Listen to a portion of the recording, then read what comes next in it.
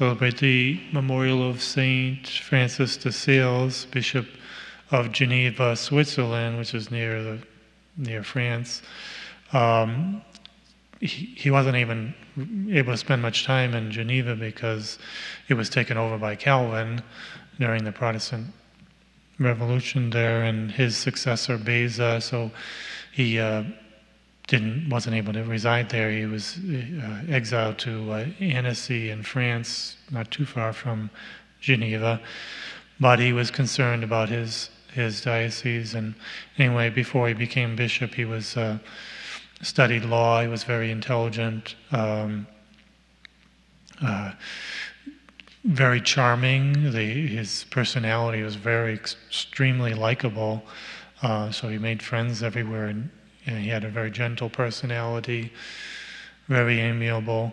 But he had to work on it too. He later in his life, he said, it took me 20 years to learn the virtue of patience, although that wasn't noticeable by his friends. He seemed always to be patient and gentle, which God gave him that grace because he had to deal with Protestants and try to convert them, try to bring them back to the true faith. So he studied law and got his doctorate for that, and then he felt he was called to the priesthood. He had to argue with his father, who didn't want him to, he wanted him to be famous in the world.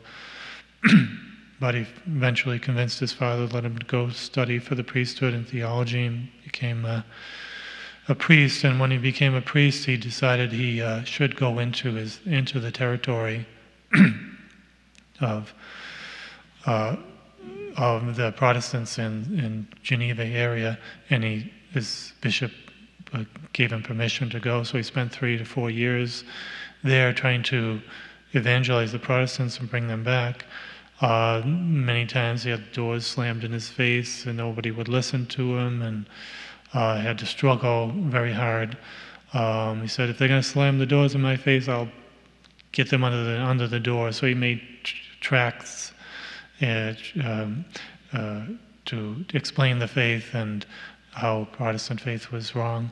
So he would slip them under the doors and preach that way, and he had immense success. But mostly, little by little, he would catechize children and talk to people one-on-one, because he couldn't get large audiences at first. And then as people got to know him and saw the kindness of his personality and how he really was concerned about bringing them back to the true faith, he made great success eventually at the end of the 3 to 4 years. He told the Pope at the time that when he was evangelizing, there were hardly 100 Catholics in that area of Geneva and Chablaise in the south of Switzerland, where he evangelized. And he said after 3 or 4 years, there were hardly 100 Protestants. So he had the goal to try to convert 60,000 Protestants, and he managed to convert about 40,000 in his evangelizing days there before he was a bishop. But so he was made, as a priest, he was made the provost of Geneva, which was kind of the second-hand man to the bishop in running the diocese, and became adjutant bishop in 1600, and then Bishop of Geneva when his bishop died. He was also founded the Byzantine Sisters with Jane Francis de Chantal.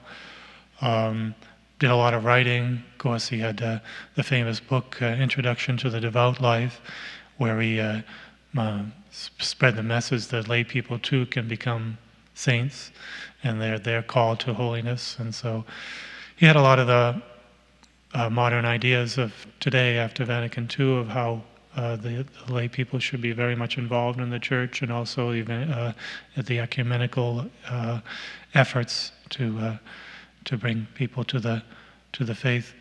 So he's a great model for us today, but especially that effort of patience and kindness and gentleness that we should have in trying to bring others to the faith, rather than through argument and debate and winning arguments and forcing the Catholic faith down to people, which doesn't work.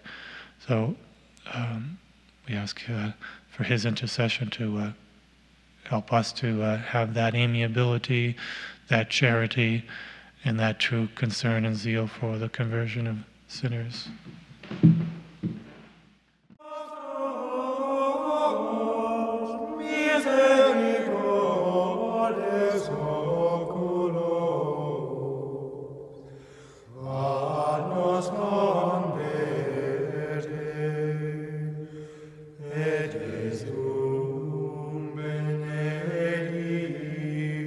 Fructum ventris tuum